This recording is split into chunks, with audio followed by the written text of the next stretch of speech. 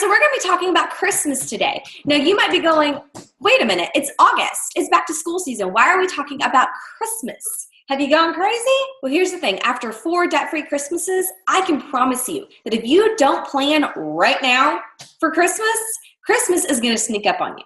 You're going to end up being stressed, overwhelmed, and you're going to possibly end up broke come January if you don't effectively plan now for Christmas. So even though Halloween hasn't happened yet, you have to be thinking about Christmas. You have to be. In fact, I encourage you to start thinking about Christmas on January 1st. I know it's completely crazy, but seriously, if you start planning for Christmas in January, you have a much larger Christmas budget than you probably ever dreamed was even possible. In 2013, when my husband and I, when we decided we were going to start this debt-free journey, we just had 2 very small kids. And I will tell you that that very first debt-free Christmas was a hard one. We didn't really plan very well. We were committed to being debt-free, and we had already cut up and canceled our credit cards, so we didn't even have a credit card to use if we had wanted to. And so we knew we had to do this debt-free. But because we didn't really plan very well, we didn't have a lot of money to pay for Christmas. And so it was actually kind of a sad Christmas, to be honest with you. But it was a Christmas that taught us, one, to just be grateful for what we have, right? Like, that's what the Christmas season is all about anyways, is being grateful for what you have. But it also taught us, too, that if we're going to avoid overspending and being stressed out and overwhelmed on Christmas, we have to start planning as early as possible. So if you haven't been already planning for Christmas, now is the time to start. So here's what you're going to have to do. You're going to need to look over last year's Christmas spending and determine how much money you spent. Now, if you're going, I don't got the time to do all that. Fair enough. But I will tell you that it will give you a better picture of how much money it is that you spend every year on Christmas if you go through that exercise. But you can also just pull a number out of the hat if you want to.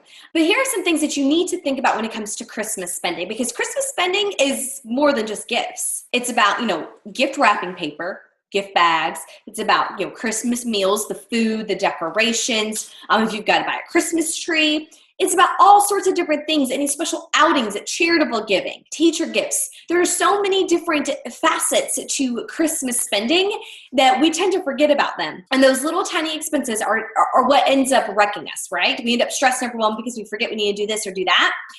I don't want you to have to go through that this year. So I want to encourage you right now to sit down and write down everything that you plan to have to spend money on this Christmas. So, write down, the Christmas outings, food, write down the decorations that you're going to need to purchase. Write down if you're going to buy gift wrapper, wrapping paper, and what charities that you're going to, donate to, or what sort of charitable contributions you're going to make, whether it's your time, talent, or your treasure. Write these things down. Write them down. Make them real. Start making this plan come together. Because once you have it written down and you see exactly what is all going to take for your time and your money when it comes to Christmas, you can start effectively planning around it. Because here's the thing, you're going to need to know how much money you're going to spend. This is why I encourage you that to go and look at last year's Christmas spending. If you have no idea how much you spent last Christmas, it's not the end of the world. But I do encourage you to be very mindful of it. Come up with a number that you feel is realistic for Christmas. In a 2016 survey, they discovered that the average American family spends $926 for Christmas every single year. $926. Now, obviously, I think that's a lot of money. But I'm going to be honest with you. I know that I have spent that much money before, long before we were ever even a family of 5. I have spent money like that before. And the thing is that most of us do spend money like that. We don't realize that we're just spending and spending and spending and spending and spending because we're not consciously aware of how much money we're spending. That is why I want to encourage you to set up the Christmas budget now and the Christmas plan now versus later. Now, here's how you're actually going to save for Christmas, because obviously it's great to make a plan, right? But if you don't actually put this plan into action, then it's not going to do any good. So the action part of this plan is to set up a savings account or checking account, depends on your preference, where you are going to contribute a certain dollar amount every week or every paycheck, however you get paid, to that account. And that is going to be your Christmas fund. If you've been hanging around here long enough, you know that my husband and I, we love using a funds budget system. And our funds budget system is simply where we have different savings account and checking accounts for different things like vacations, car maintenance, Christmas, emergency fund, those types of things. This helps us keep our budget in order because it literally They are automatic withdrawals from our main checking account, the main checking account that pays for the groceries and the household bills and things like that. It comes out of our main checking account. Whatever the dollar amount is that we have set up in our budget, it gets automatically withdrawn from the main checking account into these different funds, into these different savings or checking accounts. And that money just gets held there until it's used for its intended purpose. So if it's saving for a vacation, the money's going to sit in that vacation fund until it's time to go on vacation and use the money. Same with Christmas. It's going to sit in the Christmas fund until it's time to start purchasing things for Christmas. I encourage you to open up a savings or checking account. Again, depends on your preference. And you agree to not touch this money except for Christmas things.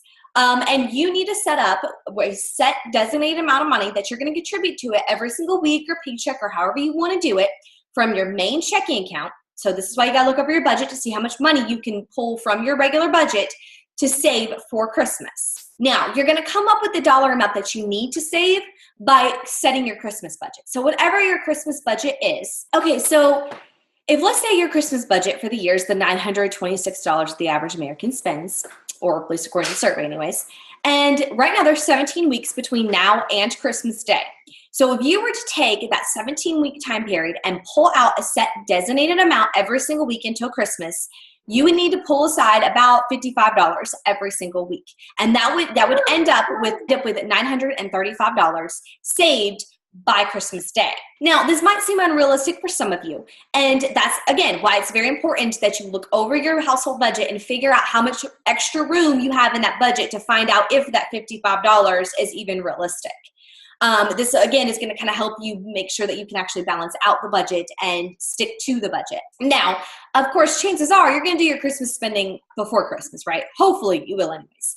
So I always like to encourage people that, if you're a big Black Friday shopper or Cyber Monday shopper, that you use Black Friday. You use the time period between the time that you're starting your Christmas savings to Black Friday in order to kind of make sure that you have enough money set aside by that day in order to do at least the majority of your Christmas shopping by then. And so if your budget was still $926 and you were using Black Friday as the time frame, you would have 13 weeks. So you would need to set aside a little over $71 every single week in order to have enough money by Black Friday. But even if all you set aside was the $55 every single week between now and Black Friday, you would still end up with over $700 saved for Christmas. Again, I know that setting aside over $50 every single week towards Christmas might seem like it's a little unrealistic. That's why it's so important that you go through your household budget and you figure out if you can actually set aside this amount of money. Because if you can't, you need to know that now. And you need to prepare for that. You need to decide, okay, I can only set aside maybe $10 or $20 every single week between now and Christmas or now and Black Friday. And if you need more help with, sticking to a debt-free Christmas plan and developing one for yourself and for your family, there's a free 8-day email series currently going on right now on my site where I'm just kind of walking you through these different steps and different savings tips and giving you practical applications in order to make being able to save up the money to purchase Christmas and to be able to stretch the money that you do save for Christmas, making this all happen long before Christmas Day actually ever arrives. But I do want to encourage you one thing, that obviously if you haven't started saving for Christmas, you do it now. You start making that a reality now. And two, you make it a plan for come January 1st of 2018, that you make a plan to start saving money for Christmas on that day.